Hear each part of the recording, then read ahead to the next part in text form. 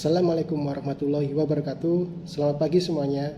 Perkenalkan, kami peserta Latsar CPNS Kementerian ATR BPN Gelombang 8 Angkatan 17, Kelompok 4, Subkelompok 2, yang beranggotakan saya sendiri, Bayu Hargianto, sebagai moderator, kemudian ada Mbak Zuenda, Mas Wira, Mas Farizal, dan Mbak Rizka. Pada podcast kali ini, kami akan membahas dan mendiskusikan best practice dan bad practice khususnya di lingkungan Kementerian ATR BPN terkait dengan manajemen ASN dan Smart ASN. Menurut teman-teman nih, apa itu manajemen ASN dan Smart ASN?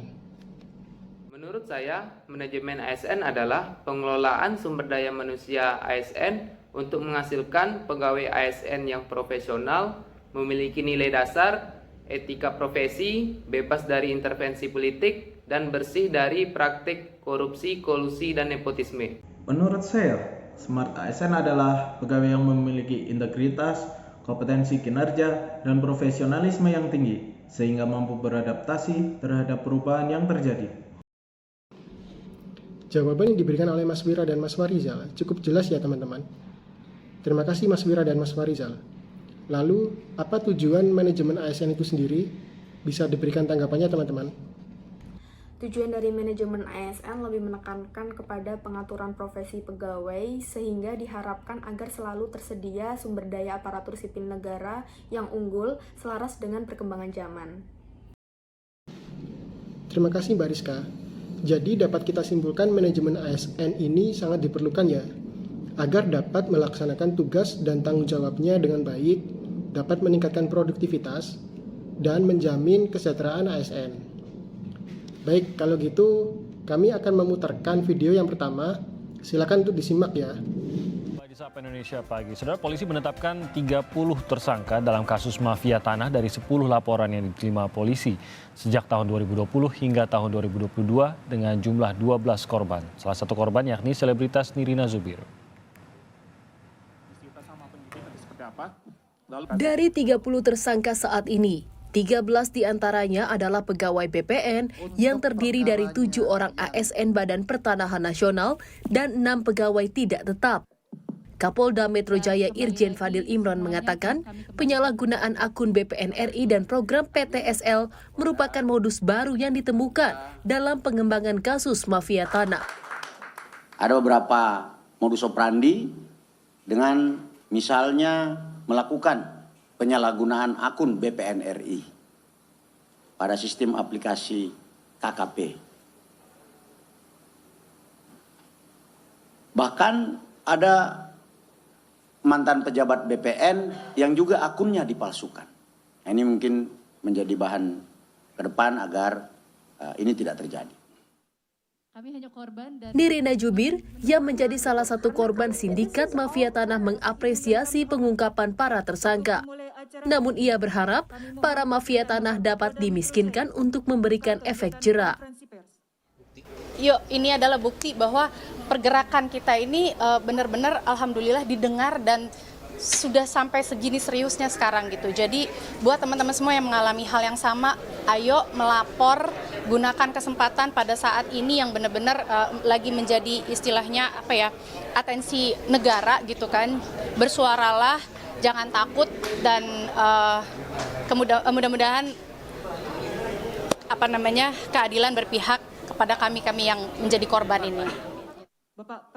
Sementara itu, Menteri Agraria dan Tata Ruang Badan Pertanahan Nasional Hadi Cahyanto menyebut mafia tanah ada di mana-mana. Hadi bahkan tegas bakal mencopot pejabat BPN yang diketahui terlibat praktik mafia tanah. Fungsi kontrol itu mutlak. Oleh sebab itu, Irjen Kementerian ATR BPN, saya perintahkan untuk terus mengawal sistem dan kinerja pegawai di lingkup ATR BPN.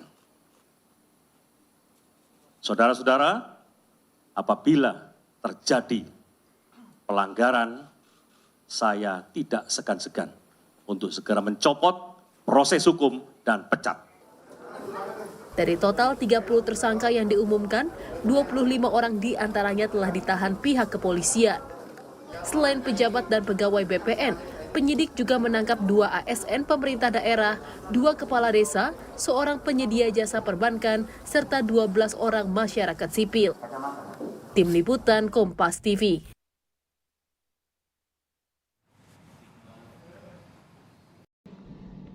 Oke, baik. Setelah menyimak dari video tersebut, bagaimana nih tanggapan dari teman-teman sekalian tentang adanya praktek mafia tanah di lingkungan Kementerian ATR BPN? Silakan teman-teman untuk memberikan tanggapan. Menurut saya, video di atas masih belum adanya penerapan sikap jujur, bertanggung jawab, disiplin, berintegritas tinggi yang dilakukan oleh sebagian oknum BPN, di mana terlihat bahwa mereka melakukan penyalahgunaan akun BPN RI dalam sistem KKP dan juga melakukan pemalsuan akun untuk melakukan tindakan yang merugikan masyarakat. Sebagai ASN, seharusnya bisa melaksanakan kebijakan publik dan melayani publik dengan baik, bukan malah menyalahgunakan wewenang karena memiliki jabatan dan digunakan untuk keperluan pribadi. Miris ya kita melihat video tersebut. Lalu apa keterkaitan video yang baru saja kita simak dengan manajemen ASN dan Smart ASN? Bisa diberikan tanggapannya teman-teman? Dari video yang telah ditampilkan tersebut, menurut saya, dalam kasus mafia tanah yang dilakukan oleh sebagian oknum pegawai BPN merupakan salah satu contoh buruk penerapan manajemen ASN. Dalam hal ini, sistem pengawasan yang tidak maksimal, serta tidak menerapkan Smart ASN, khususnya digital etik yang baik, yakni melakukan penyalahgunaan akun pegawai BPN pada sistem aplikasi KKP, sehingga memberikan celah bagi pegawai BPN untuk melakukan tindakan melanggar hukum. Saya mau menambahkan sedikit, pada video tersebut, nilai Smart ASN belum adanya penerapan nilai integritas tinggi, kompetensi, dan profesional tinggi dengan baik. Karena dalam transformasi digital tidak hanya mampu mengoperasikan atau mengelola, akan tetapi juga harus memiliki suatu kemampuan untuk bertanggung jawab tentang apa yang telah dilakukan dalam dunia digital tersebut. Jadi untuk menghindari penyalahgunaan akun KKP seperti yang ada pada video yang sudah diputarkan tadi, ada baiknya jika selalu mengupdate password secara berkala dan tidak memberikan akses akun tersebut kepada orang lain. Ya, betul teman-teman. Sebagai ASN, kita harus menjadi pelaksana publik dan pelayan publik yang baik, serta tidak menyalahgunakan wewenang. Baik, untuk selanjutnya, ini ada satu video lagi. Silakan untuk disimak ya. Kementerian ATR BPN terus berupaya memberikan kemudahan bagi masyarakat terkait layanan pertanahan dan tata ruang. Salah satu upaya yang dilakukan dengan terus melakukan transformasi digital dengan meluncurkan aplikasi Sentuh Tanahku. Dengan aplikasi ini, siapapun bisa mengetahui informasi pertanahan secara berkala dan transparan, serta bisa dengan mudah mengurus legalitas tanah hanya melalui ponsel. Staf Ahli Menteri ATR Kepala BPN Bidang Teknologi Informasi Virgo RS Tajaya mengatakan bahwa kebutuhan masyarakat akan pelayanan publik yang cepat, transparan, dan berbasis digital terus meningkat seiring dengan perkembangan zaman serta kondisi pandemi. Menurutnya, salah satu aplikasi digital yang menjadi andalan adalah urusan pertanahan, yaitu Sentuh Tanahku. Dikutip dari kompas.com, aplikasi tersebut merupakan bentuk transformasi digital yang sangat penting bagi para pemilik tanah. Sentuh Tanahku dapat digunakan untuk mengakses informasi tanah secara lengkap dan aktual. Bahkan masyarakat dapat melihat status proses saat mengurus sertifikat tanah. Selain itu, masyarakat yang tidak memiliki tanah juga bisa menggunakan Sentuh Tanahku untuk mendapatkan layanan loketku, di mana masyarakat dapat mengambil janji tunggu sebelum datang ke kantor pertanahan. Aplikasi ini juga dapat memudahkan masyarakat tidak menjadi korban mafia tanah. Aplikasi Sentuh Tanahku ini dapat diunduh gratis di Play Store maupun App Store.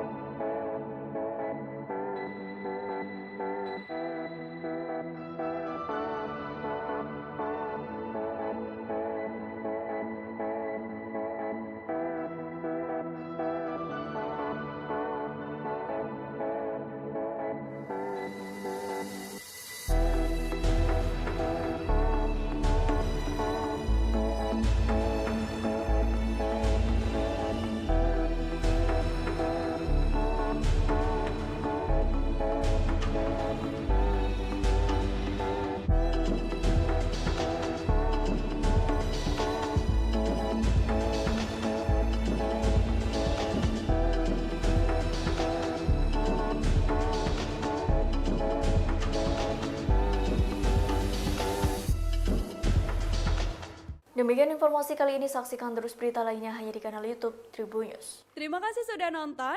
Jangan lupa like, subscribe, dan share ya.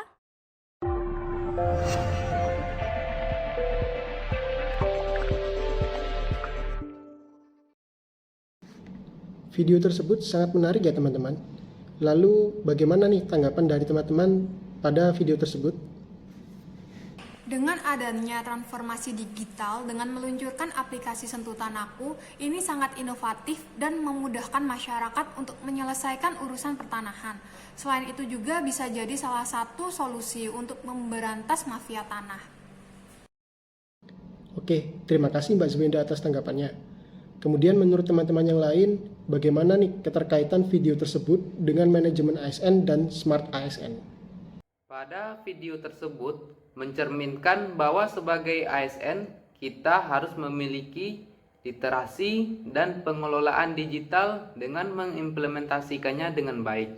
Diperlukan juga untuk memiliki etika, cakap bermedia digital, dan bijak dalam bermedia sosial. Selain memiliki literasi digital yang baik, sebagai ASN juga harus memiliki kemampuan untuk beradaptasi mengikuti perkembangan zaman.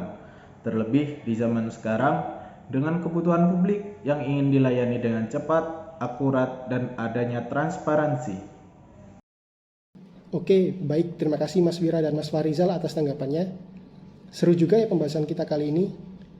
Jadi, kesimpulannya, untuk mengimplementasikan manajemen ASN dan Smart ASN bisa dilakukan dengan meningkatkan kompetensi diri dan terus melakukan inovasi terbaru dalam kemajuan teknologi untuk peningkatan pelayanan demi kepuasan masyarakat. Dan bagi masyarakat sendiri, perlu adanya sikap waspada yang dilakukan untuk melindungi tanahnya dari para mafia tanah. Oke, saya rasa cukup sekian ya teman-teman podcast hari ini. Terima kasih kehadirannya teman-teman. Sampai jumpa kembali. Selamat pagi. Wassalamualaikum warahmatullahi wabarakatuh.